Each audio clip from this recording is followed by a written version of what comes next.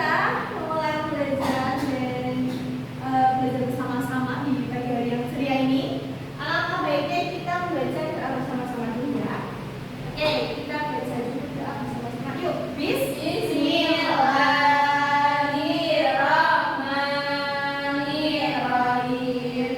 Raditu billahi rabban wa bil islami dina wa bi Muhammadin nabiyyan wa rasulan. Rabbi zidni ilman warzuqni fahman.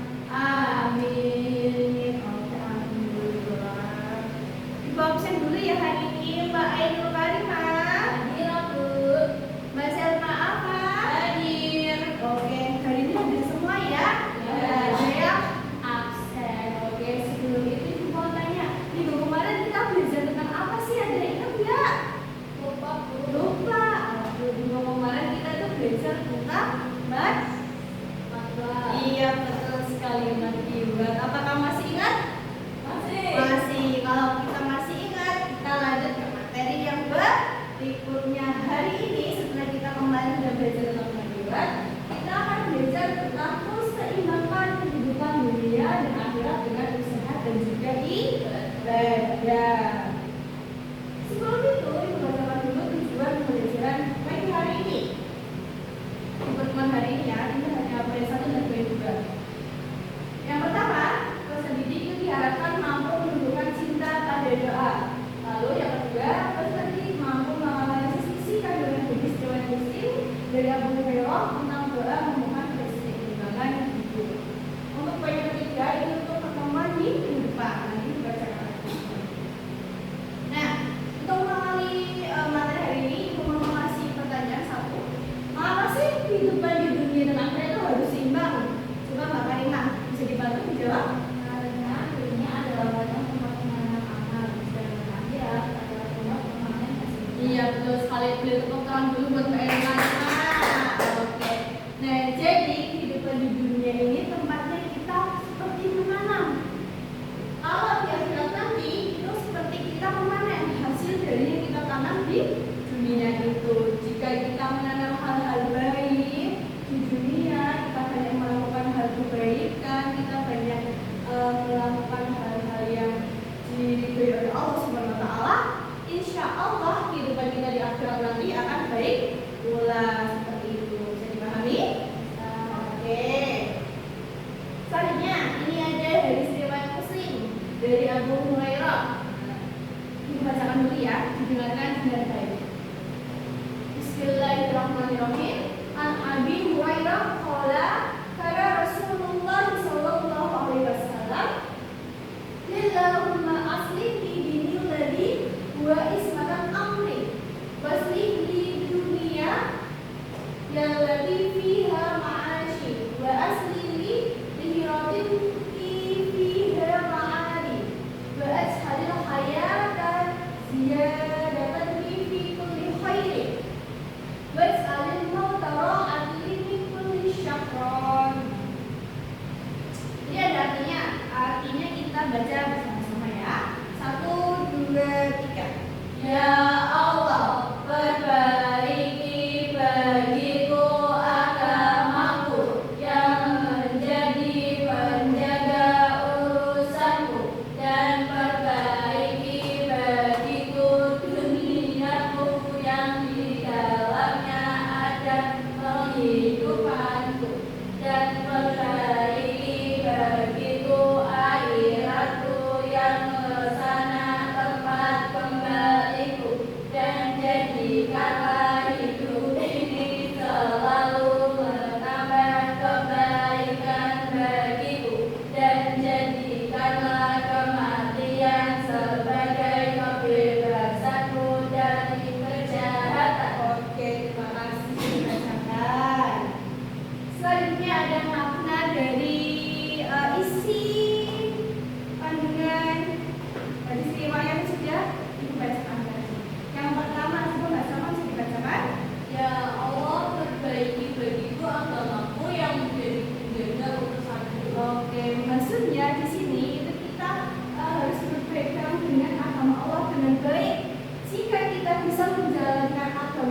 dengan baik, selalu mempercayai akan semua takdir yang sudah Allah siapkan untuk kita, dan selalu berusaha kepada Allah Subhanahu Wa Taala.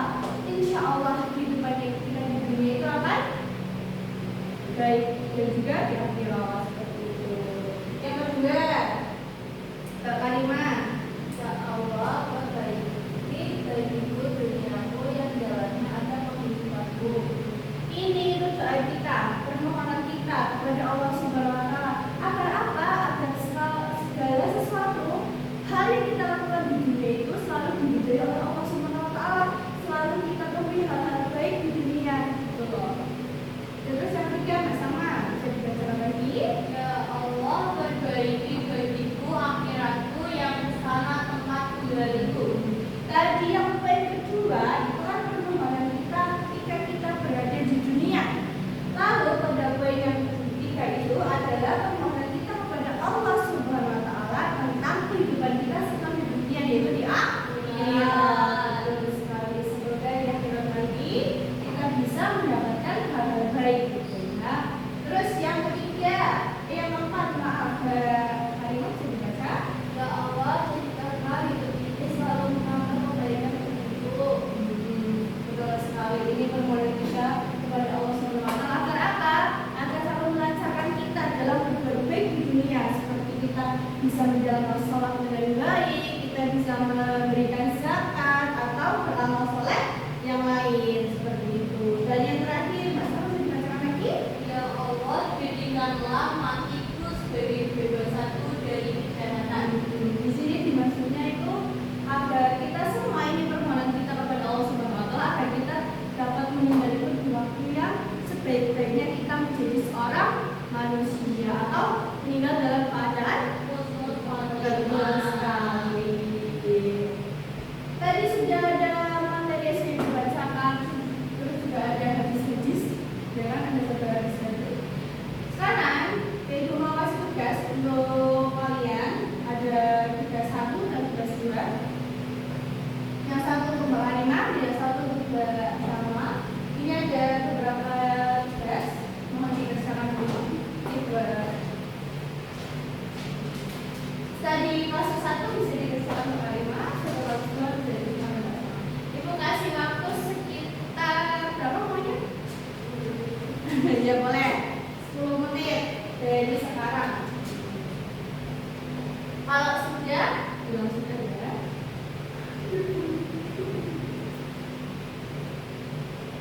Sudah?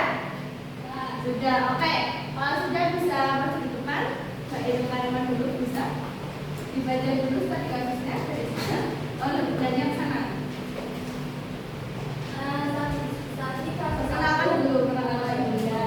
Perkenalkan, nama saya Ainul Harimah. Izin mempresentasikan studi kasus yang nomor 1. Sibuk mengajar prestasi. 1. Awal permasalahan utama pada kasus di atas.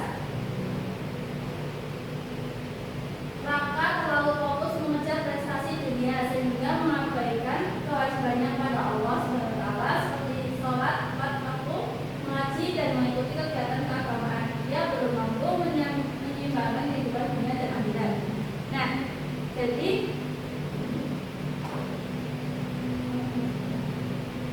apa permasalahan utama pada kasus di atas?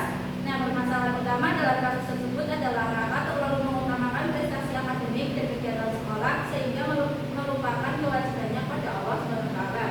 Ia sering menunda sholat, jarang mengaji, dan tidak lagi mengikuti kegiatan keagamaan. Raka menganggap bahwa keberhasilan hanya ditentukan oleh kerja keras di dunia, padahal seorang muslim harus mampu menyimbangkan antara usaha dunia dan ibadah kepada Allah SWT. Akibat dari sikap tersebut, kehidupan Raka menjadi tidak seimbang. Meskipun prestasinya meningkat, ia mulai kehilangan kedisiplinan dalam beribadah dan hubungan spiritualnya dengan Allah SWT menjadi berkurang. Seorang muslim seharusnya tetap menjadikan ibadah sebagai prioritas karena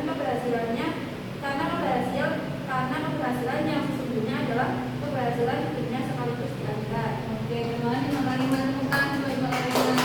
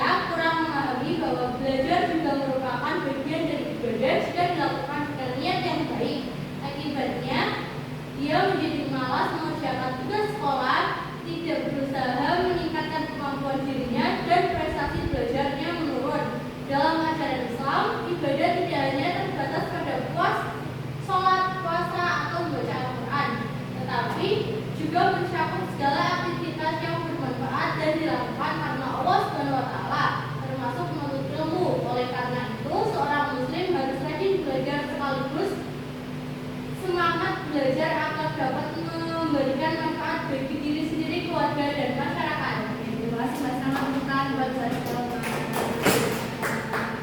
Oke, dari dua studi kasus ini kita tuh belajar kalau kehidupan jika tidak seimbang itu akan tidak baik. Betul sekali. Kesimpulan dari pembelajaran kita pada pagi hari ini, kita baca bareng-bareng ya. 1, 2, 3. Hadis riwayat Muslim dari Abu Hurairah dan hadis riwayat Muslim dari Murid mengajarkan bahwa seorang Muslim harus mampu menyeimbangkan kehidupan dunia dan akhirat. Kehidupan dunia merupakan sarana untuk beribadah, beramal soleh, dan mempersiapkan bekal menuju kehidupan akhirat yang kekal.